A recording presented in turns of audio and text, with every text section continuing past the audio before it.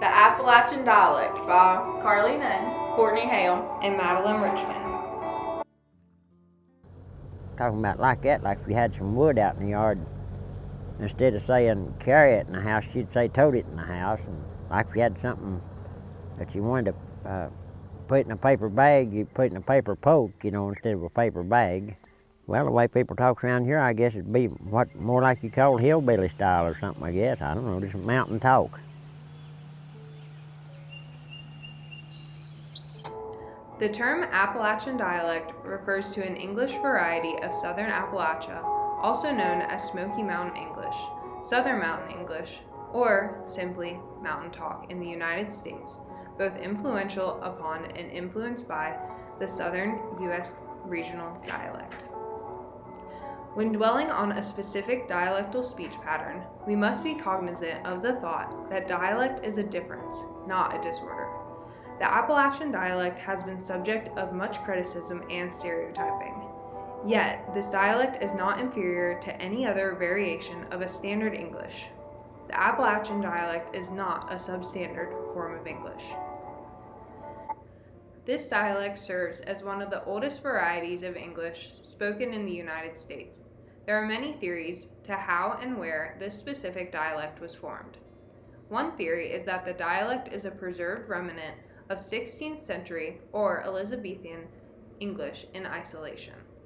This isolation is a result of the mountains beyond the Blue Ridge, splitting the eastern coast and the western side of the Appalachian mountain range. Another theory is that the dialect is a comparison to that of 18th century or colonial English. Researchers use the isolation the mountains provide as the basis of their theory. The grammar of the Appalachian dialects has been traced to the speech of Scottish and Irish immigrants. The Appalachian mountain range stretches as north as the border states of Canada down to the state of Alabama in the southern United States, yet is most prevalent in West Virginia down to Alabama. Some of the states where this accent can be heard is Georgia, South Carolina, North Carolina, West Virginia, Kentucky, Tennessee, and Alabama. The culture around the Appalachian dialect is distinct and unique to these specific regions. Food, individualism, family bonds, and stories are the driving aspects that make this dialect what it is today. Stories specifically are greatly valued. They allow the people to tell of their struggles and successes. These stories illustrate a sense of generational pride towards the culture of the Appalachian region. The social and ethnic groups that are most associated with this dialect are the Southern speakers from the Appalachian regions. Researchers have used the grammar of Appalachian dialects to trace the speech to Scottish and Irish immigrants during the potato famine era. The African American vernacular has also been traced to have a significant impact on this dialect. African Americans created much of the Appalachian culture and dialect, including the Appalachian banjo, dueling, and other cultural aspects. Despite this contribution in being 10% of the population in the 1860s, the African American population was covered and made to be virtually invisible in today's Appalachian regional populations. There are numerous stereotypes surrounding Appalachian dialects. Here are just a few. This dialect only encompasses the poor and rural populations of this region. This dialect is synonymous with poverty, alcoholism, violence, and retrograde people. Retrograde being defined as stuck in the past or old-fashioned. Some other stereotypes are that only uneducated people speak with this dialect, or that the dialect is simply an inferior, archaic variation of standard English. The Appalachian dialect is often referred to as hillbilly talk by non-Appalachian populations.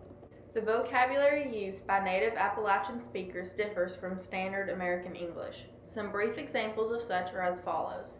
Pants would be referred to as breeches. Bag would be referred to as poke. Go into would be referred to as fixin' to. Appalachian speakers use different forms of personal pronouns such as, in second person plural, native speakers may say you'ns and y'all. In third person singular, native speakers may say hit instead of it. It is very common in Appalachian dialects for sentences to contain double negatives. Some common examples of this negative form of verbs may be, I ain't seen nothing of 'em. The words ain't and nothing negate each other.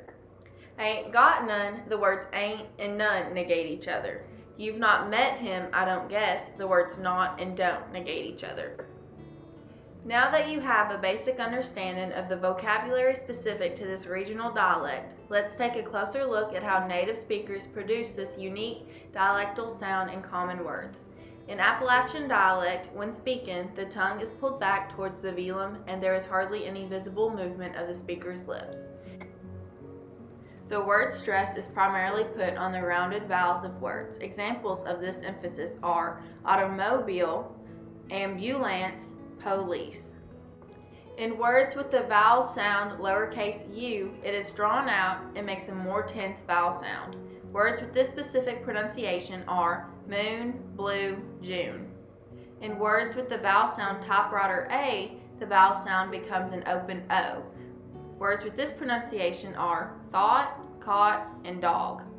In words with the diphthong sound top right A and small uppercase ah, the vowel sound is set quickly with little emphasis on the vowel.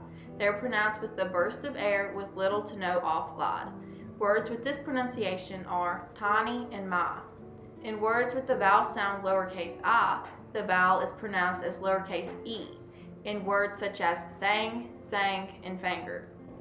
The palatal liquid lowercase r is emphasized and added to words like wash, and in Appalachian dialect this would be pronounced as wash. Thanks for watching, y'all!